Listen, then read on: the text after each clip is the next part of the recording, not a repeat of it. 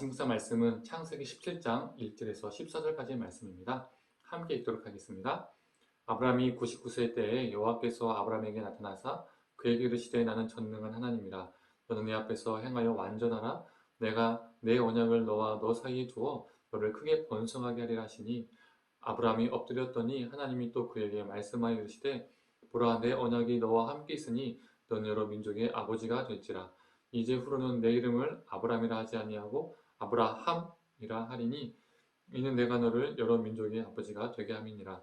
내가 너로 심히 번성하게 하리니 내가 내게서 민족들이 나게 하며 왕들이 내게로부터 오리라. 내가 내 언약을 너와 너 및 내 대대 후손 사이에 세워서 영원한 언약을 삼고 너와 내 후손의 하나님이 되리라. 내가 너와 내 후손에게 내가 거류하는 이 땅 곧 가나안 온 땅을 주어 영원한 기업이 되게 하고 나는 그들의 하나님이 되리라. 하나님이 또 아브라함에게 이르시되 그런즉 너는 내 언약을 지키고 내 후손도 대대로 지키라. 너희 중 남자는 다 할례를 받으라. 이것이 나와 너희와 너희 후손 사이에 지킬 내 언약이니라. 너희는 포피를 베어라. 이것이 나와 너희 사이의 언약의 표징이니라. 너희의 대대로 모든 남자는 집에서 난 자나 또는 너희 자손이 아니라 이방 사람에게서 돈으로 산 자를 막론하고 난 지 8일 만에 할례를 받을 것이라. 너희 집에서 난 자든지 너희 돈으로 산 자든지 할례를 받아야 하리니 이에 내 언약이 너희 살에 있어 영원한 언약이 되려니와 할례를 받지 아니한 남자 곧 그 포피를 베지 아니한 자는 백성 중에서 끊어지리니 그가 내 언약을 배반하였음이니라. 아멘.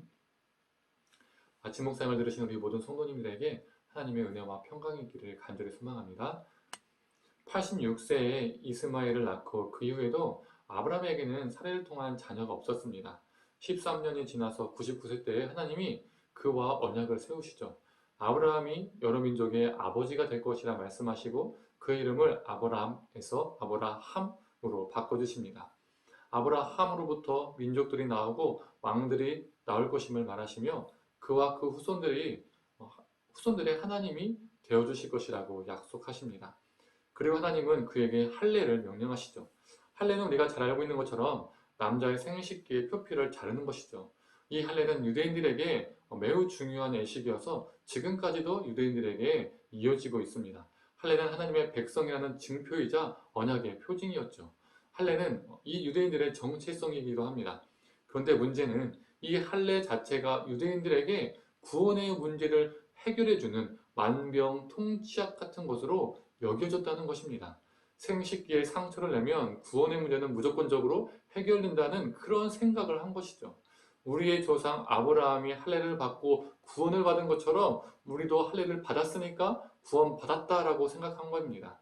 그러나 할례를 받았다는 사실, 이 사실 하나만으로 모든 유대인이 그 유대인 안에 하나님의 언약이, 하나님의 구원이 자동적으로 작동하는 것이 아닙니다. 그래서 바울도 로마서를 보면 구원에 관하여서 이야기할 때 할례와 아브라함을 연결시켜서 이야기를 합니다. 아브라함이 하나님께 의롭다 여김을 받은 때가 할례를 받은 이유가 아니라 할례를 받기 이전의 사건임을 말합니다. 그래서 할례를 받았다고 자동으로 의롭다 여김을 받는 것이 아니다, 구원을 받는 것이 아니다 라고 말하고 있는 것이죠. 유대인들이 망각한 것이 있습니다. 그것이 무엇이냐면 할례는 종착점이 아닌 출발점, 시작점이라는 것입니다. 앞에서 언급한 것처럼 할례는 하나님의 백성, 하나님의 언약 백성임을 나타내는 예식인 것이죠. 할례를 받음은 하나님 백성됨의 출발, 즉 하나님의 백성답게 살겠다라는 그 삶의 시작입니다. 할례를 받았다는 이유만으로 다 완료되고 끝났다는 것이 아니라는 것이죠. 그래서 하나님은 아브라함을 아브라함으로 개명시킨 것입니다. 새로운 이름으로 바꿔주신 것은 새로운 삶의 시작을 의미하는 것이죠. 아브라함의 계명과 할례가 같은 사건 속에서 일어났다는 것은 결코 우연이 아닙니다. 그런데 유대인들은 육체의 할례를 받았다는 것만으로 모든 것을 다 이룬 것처럼, 다 얻은 것처럼 믿었고 결국 이것은 선민주의와 우월의식을 갖게 만들었습니다. 그러나 하나님은 예레미야를 통해서 이렇게 말씀하셨습니다. 예레미야 4장 4절 전반부의 말씀입니다. 유대인과 예루살렘 주민들아 너희는 스스로 할례를 행하여 너희 마음 가죽을 베고 나 하나님께 속하라. 생식기에 육체의 할례를 행하고 나 여호와께 속하라라고 말씀하신 것이 아니라 너희 마음 가죽을 베고 나 여호와께 속하라라고 말씀하고 계신다는 겁니다.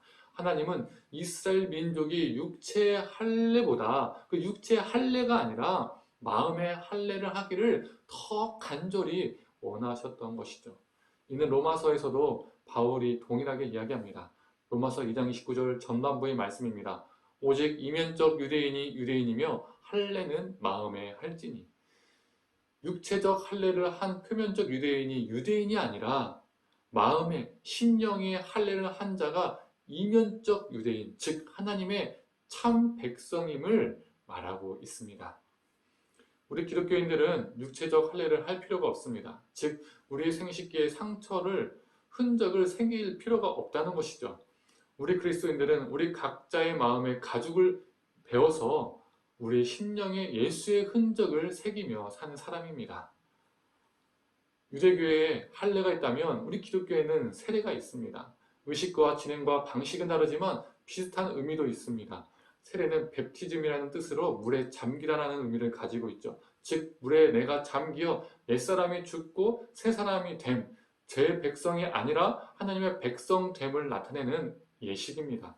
그런데 유대인들이 할례에 대해서 오해했던 것처럼 어떤 이들은 세례 자체가 구원을 주는 것으로 착각하기도 합니다.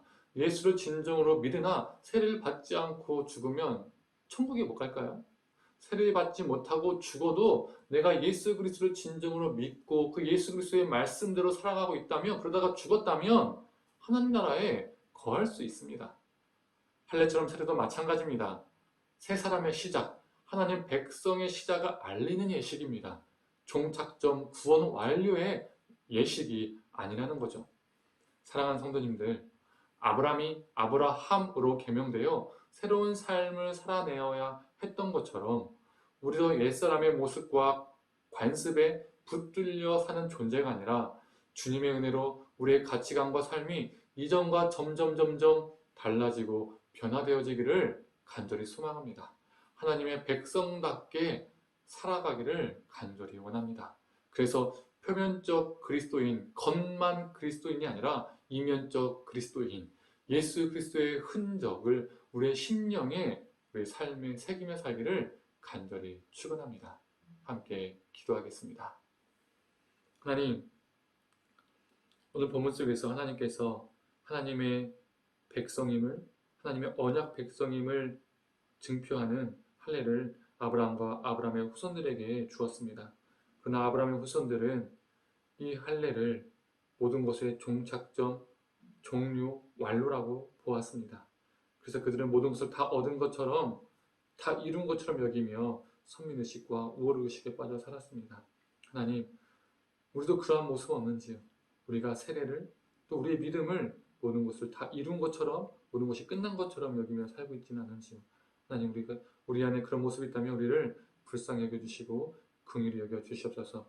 하나님, 세례는 우리 믿음의 시작이요, 하나님 백성됨의 새 사람의 시작임을 알리는 예식처럼 하나님, 우리가 하루하루마다, 날마다 더욱더 하나님의 백성답게 새 사람으로서 살아가게 하여 주시옵소서. 그래서 우리의 모습이 그 세례라는 담겨있는 예식의 의미에 합당하게 살아가는 존재가 되게 하여 주시옵소서. 모든 걸 감사드리며 사랑에 많으신 예수님의 이름으로 기도드립니다. 아멘.